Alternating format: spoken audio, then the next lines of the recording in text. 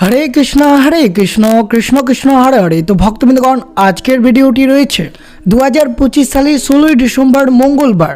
আমরা বছরের সফলা একাদশী ব্রতটি পালন করেছিলাম। সফলা একাদশীর পরবর্তী একাদশী কবে, অর্থাৎ বছরের শেষ একাদশী কবে পালন করতে হবে, এই বছরের শেষ একাদশী ব্রতের নাম কি, বিশেষ করে বছরের শেষ একাদশী ব্রত পালন করলে ভক্তদের জীবনে কি পরিবর্তন আসতে পারে। আর বিশেষ করে মনে রাখবেন, বছরের শেষ পৌষ মাসের শুক্লপক্ষের একাদশী বছরের শেষ একাদশী অনুষ্ঠিত হচ্ছে, তা কবে পালন করবেন, অর্থাৎ 30শে ডিসেম্বর নাকি 31শে ডিসেম্বর, এবং এই একাদশীর নাম কি এবং পালনের সময় কখন এবং ব্রতের মাহাত্ম্য কথাটি কি, এই ব্রত পালন করলে জীবনে কি গতি লাভ হবে, তো সবকিছু আপনাদের সাথে বিস্তারিতভাবে আলোচনা করা হবে। তাই অবশ্যই ভিডিওটি আপনারা শুরু থেকে শেষ পর্যন্ত ভক্তি সহকারে শ্রবণ করবেন।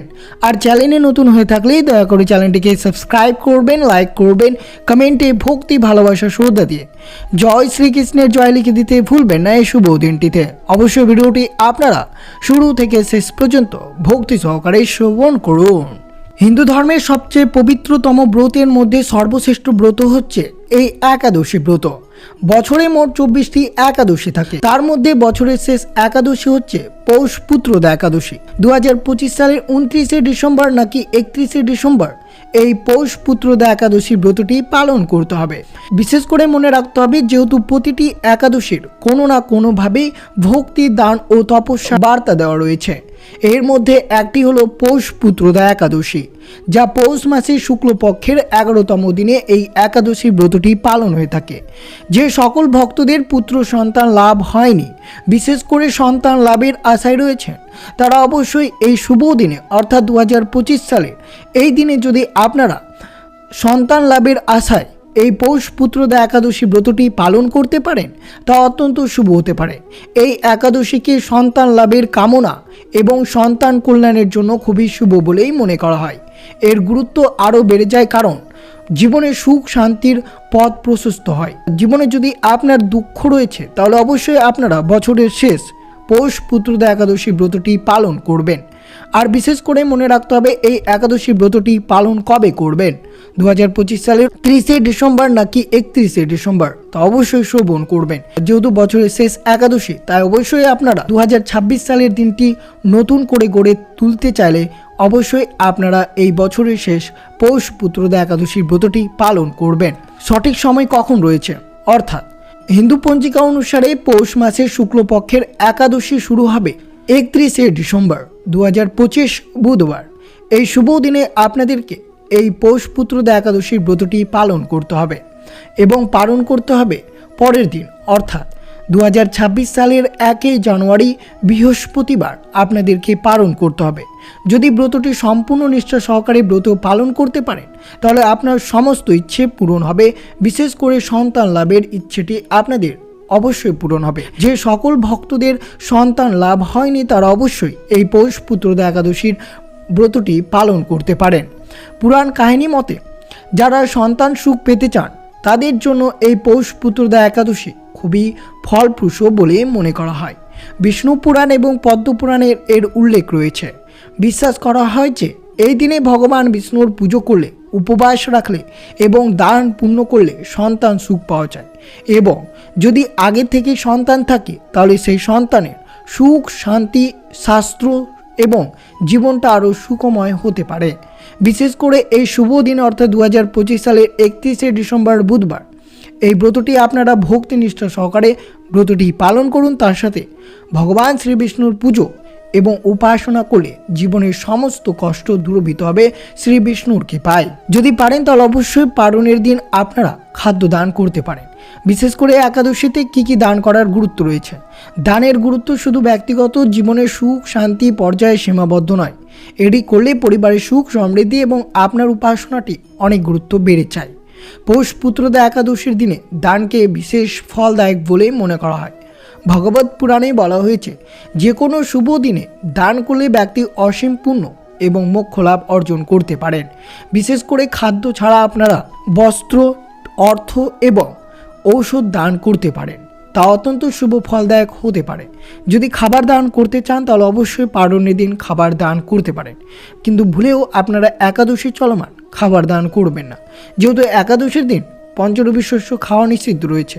তাই আপনি যদি না গ্রহণ করে অন্যকে গ্রহণ করান তা অত্যন্ত পাপ হতে পারে। তাই বিশেষ সতর্কতার মাধ্যমে আপনাকে দিনটি অতিবাহিত করতে হবে। শাস্ত্রে বলা হয়েছে, দানং হি ধর্ম ফল সিদ্ধিরস্তি অন্তস্থ স্মরণ হি পুত্রদা ব্রত দানং শুভকরং। অর্থাৎ দানের মাধ্যমে ধর্ম এবং পুণ্যের সিদ্ধি হয়। পুত্রদা ব্রতে দান অত্যন্ত শুভ ফলদায়ক। দান করার সময় মনোভাবের শুদ্ধি সবচেয়ে গুরুত্বপূর্ণ। যদি দাতা মন, বাক্য এবং কর্মে শুদ্ধ দান থেকে দান করে, তাহলে একাদশীর দিনে যে ভগবানের অসীম আশীর্বাদ লাভ করা যায়। তো অবশ্যই আপনারা এই ব্রতটি পালন করে আপনারা অবশ্যই দান করতে পারেন। আর অবশ্যই শ্রবণ করুন এই একাদশীর পরের দিন অর্থাৎ দ্বাদশীতে কখন পালন করবেন। বিশেষ করে যদি আপনারা এই পৌষ পুত্রদা অর্থাৎ পৌষ মাসের শুক্লপক্ষের একাদশী ব্রতটি পালন করে পরের দিন সঠিক নিয়ম আচার মেনে যদি পালন না করতে পারেন, তাহলে ব্রতের কোনো পুণ্য ফলাফল পাওয়া যাবে না। তাই বিশেষ করে একাদশীর দিন ব্রত পালন করে পরের দিন অবশ্যই ব্রতের পালন করতে হবে। পালনের সঠিক সময় রয়েছে 1 জানুয়ারি 2026 বৃহস্পতিবার আপনারা পালন করবেন। বাংলাদেশ ও ঢাকা পালনের সময় রয়েছে সকাল 6:41 থেকে 10:15 মধ্যে বৃহস্পতিবার অর্থাৎ 1 জানুয়ারি আপনারা পালন করবেন। ভারত ও কলকাতার পালনের সময় রয়েছে সকাল 6:16 থেকে 9:52 মধ্যে। এই শুভ সময়ে আপনাদেরকে এই পৌষ মাসের শুক্লপক্ষের পুত্রদা একাদশীর ব্রতের পালন করতে হবে। যদি পালন না করেন তাহলে ব্রতের কোনো পুণ্য ফল পাওয়া যাবে না, অর্থাৎ ব্রতটি করেও আপনার কোনো লাভ হবে না। তাই অবশ্যই পরের দিন অর্থাৎ দ্বাদশীতে পৌষ পুত্রদা একাদশী পালন করতে হবে। যেহেতু পুত্রদা একাদশী বছরে দুবার আসে, প্রথমটি শ্রাবণ মাসের পুত্রদা একাদশী যা জুলাই আগস্টের মধ্যে পড়ে, এবং দ্বিতীয়টি রয়েছে পৌষ পুত্রদা একাদশী যা ডিসেম্বর এবং জানুয়ারি মাসে পড়ে। তাই অবশ্যই দুটো একাদশী আপনাদেরকে সন্তান লাভের ইচ্ছা এবং সন্তানের সুস্থ দীর্ঘ জীবন লাভের জন্য এই পৌষ পুত্রদা বা শ্রাবণ পুত্রদা একাদশীর ব্রতটি পালন করতে পারেন। বিষ্ণু ভক্তদের জন্য এই দিনটি অত্যন্ত শুভ হতে পারে। হিন্দু সমাজে পুত্রকে অত্যন্ত গুরুত্বপূর্ণ বলেই মনে করা হয়, কারণ সে বৃদ্ধ বয়সে পিতামাতার যত্ন নেয় এবং মৃত্যুর পর শ্রাদ্ধ করে। প্রতিটি একাদশী নির্দিষ্ট লক্ষ্যের জন্য নির্ধারিত হলেও পুত্র লাভের লক্ষ্য এতটাই মহান যে দুটি পুত্র একাদশী উৎসর্গ করা হয়। বিশেষ করে মনে রাখবেন যে সকল ভক্তরা পুত্র লাভের ইচ্ছার জন্য এই ব্রতটি পালন করবেন তাদেরকে কয়েকটি নিয়ম পালন করতে হবে।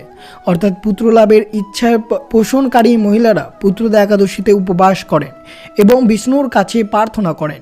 স্বামী স্ত্রী তাদের সন্তানদের মঙ্গলের জন্য ভগবান বিষ্ণুর পুজো করেন। এই দিনে শস্য, শিম, শস্য দানা এবং কিছু শাকসবজি এবং মশলা এড়িয়ে চলতে হবে। এই উপবাসে সারাদিন উপবাস রাখা হয় এবং শ্যামা ভগবান বিষ্ণুর পুজো করে এই পুত্রদা একাদশীর ব্রতকথাটি পাঠ বা শ্রবণ করতে হবে। যদি আপনারা পৌষ বা পুত্রদা একাদশীর ব্রতকথাটি পাঠ বা শ্রবণ না করেন তাহলে এই ব্রতের কোনো পূর্ণ ফলাফল পাওয়া যাবে না। তো অবশ্যই আপনারা 31শে ডিসেম্বর বুধবার বছরের শেষ একাদশী অর্থাৎ পৌষ পুত্রদা একাদশী, যেটি পৌষ মাসের শুক্লপক্ষের 11তম দিনে এই ব্রতটি পালন হয়ে থাকে। তো অবশ্যই শুভ দিনে আপনারা একটি বার হলেও শ্রবণ করবেন পৌষ পুত্রদা একাদশীর ব্রত কথাটি। তো অবশ্যই ব্রতটি পালন করে অবশ্যই একনিষ্ঠা মনে শ্রবণ করুন এই ব্রত কথাটি।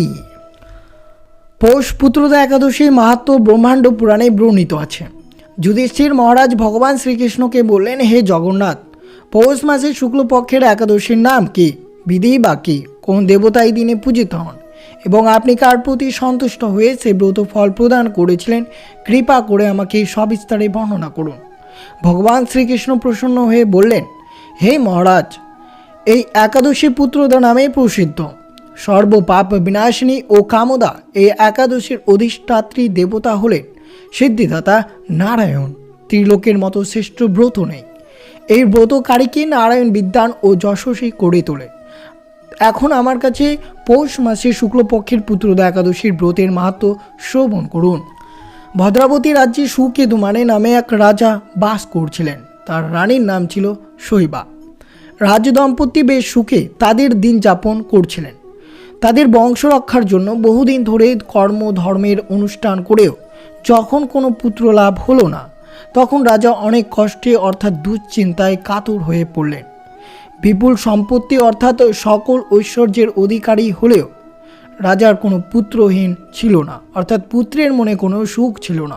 রাজার মাথায় একটা কথা সবসময় ঘুরপাক করছিল যে পুত্রহীন পিতার জন্ম বৃথা এবং তার গৃহ শূন্য। পিতৃদেব্য মনুষ্য লোকের কাছে যে ঋণ শাস্ত্রে উল্লেখ আছে তা পুত্র বিনা পরিশোধ করা সম্ভব নয়। পুত্র বিনা পিণ্ডি দান কে করবে? পুত্রবানজনের এই জগতে যশ লাভ ও উত্তম গতি লাভ হয় এবং তাদের আয়ু আরোগ্য সম্পত্তি প্রভৃতি বিদ্যমান থাকে। নানা দুশ্চিন্তাগ্রস্ত হয়ে রাজা রাজপথে ঠিকমতো সামলাতে পারছিলেন না। শেষমেশ আত্মহত্যা করবেন বলে তার মনস্থির করেছিলেন, কিন্তু পরে বিচার করে দেখলেন আত্মহত্যা তো মহাপাপ।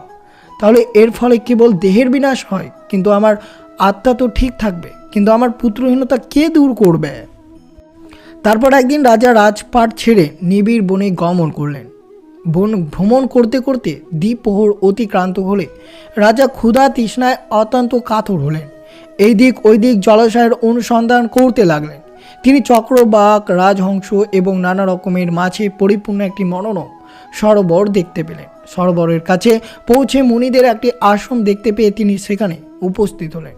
তিনি দেখলেন সরোবরের তীরে মুনিগণ বেদ পাঠ করছেন। মুনিবৃন্দের সেই চরণ তিনি দণ্ডবত প্রণাম সেরে নিজের পরিচয় দিলেন। মুনিগণ রাজাকে আশ্বস্ত করলেন, হে মহারাজ, আমার আপনার প্রতি প্রসন্ন হয়েছে, আপনি কি প্রার্থনা বলুন। রাজা জিজ্ঞাসা করলেন, হে মুনিবর, আপনারা কে এবং কী জন্য এখানে সমবেত হয়েছেন? রাজার কৌতূহলী জেনে মুনিগণ বললেন, হে মহারাজ, আমার বিশ্বদেব নামে প্রসিদ্ধ এই সরোবরে যে স্নান করতে এসেছে, আজ থেকে 5 দিন পর মাঘ মাস আরম্ভ হবে। আজ পুত্রদা একাদশী। পুত্রদান করে বলে এই একাদশীর নাম পুত্রদা। তাদের কথা শুনে রাজার হৃদয় আসর সঞ্চার হলো এবং উদ্গ্রীব কণ্ঠে বললেন, হে মুনিবৃন্দ, আমি যে পুত্রহীন তাই পুত্র কামনায় অধীর হয়ে পড়েছে। এখন আপনাদের দেখে আমার মনের হৃদয় আশার সঞ্চার হয়েছে। হে দুর্ভাগ্য, পুত্রহীনের প্রতি অনুগ্রহ করে একটি পুত্র প্রদান করুন। মুনিগণ আশ্বস্ত করে বললেন, হে মহারাজ, আজ এই পুত্রদা একাদশী তিথি, তাই এখন আপনি এই ব্রত পালন করুন। ভগবান শ্রীকেশবের অনুগ্রহে অবশ্যই আপনার পুত্র লাভ হবে। মুনিদের কথা শোনার পর যথাবিধানে রাজা কেবল ফলমূলাদি আহার করে সে ব্রত অনুষ্ঠান করলেন। দ্বাদশীর দিন উপযুক্ত সময়ে শস্যাদি সহযোগে পালন করলেন। মুনিদের প্রণাম নিবেদন করে রাজা নিজ গৃহে ফিরে গেলেন। ব্রতের প্রভাবের ফলে কিছুদিন পর রানী গর্ভধারণ হলেন এবং 9 মাস পর একটি তেজস্বী পুত্র লাভ করলেন। ভগবান শ্রীকৃষ্ণ যুধিষ্ঠির মহারাজের উদ্দেশ্যে বললেন, হে মহারাজ, এই ব্রত সকলের পালন করা কর্তব্য। মানব কল্যাণ কামনায় আপনার কাছে আমি এই ব্রত কথা বর্ণনা করলাম। নিষ্ঠা সহকারে যারা এই পুত্রদা একাদশী ব্রত পালন করবে তারা পুত নামক নরক থেকে পরিত্রাণ লাভ করবে। আর এই ব্রত কথা শ্রবণ কীর্তনে অগ্নিষ্টম যজ্ঞের ফল পাওয়া যায়। ব্রাহ্মণ্ড পুরাণে এই মাহাত্ম্য বর্ণনা করা হলো। পুত্রদা একাদশী উপবাসে নিঃসন্তান দম্পতিদের জন্য শ্রেষ্ঠ এই একাদশী।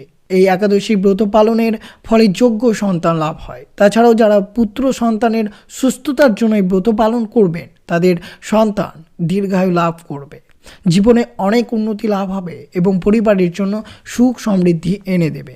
তা অবশ্যই বছরের শেষ একাদশী 31শে ডিসেম্বর বুধবার এই ব্রতটি পালন হবে এবং পালনের সাথে আপনাদেরকে এই ব্রত কথাটি ভক্তিনিষ্ঠা সহকারে শ্রবণ করতে হবে। এই দিনে যতটা পারবেন শ্রীকৃষ্ণের মহামন্ত্র জপ করবেন, ভগবান বিষ্ণুর সহস্র নাম পাঠ করবেন। ওম নমঃ ভগবতে বাসুদেবায় নমঃ। এই ছিল ভিডিওটি ভালো লাগলে অবশ্যই চ্যানেলটিকে সাবস্ক্রাইব করবেন। আর বিশেষ করে যে সকল ভক্তরা একাদশী ব্রতটি পালন করেন তাদের সাথে এই ভিডিওটি অবশ্যই শেয়ার করে দিতে ভুলবেন না।